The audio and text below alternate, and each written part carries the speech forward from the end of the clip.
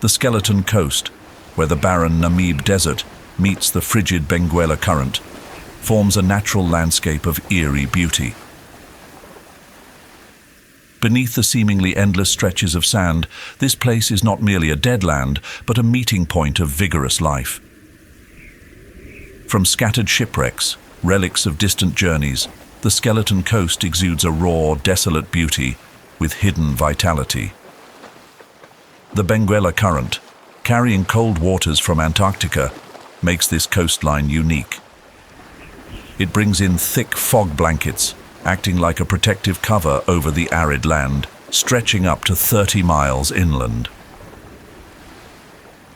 This fog serves as a precious water source, sustaining plants and animals adapted to the harsh environment. This scene presents a perfect contrast. A fragile mist that is the primary source of life in a land where rainfall is scant.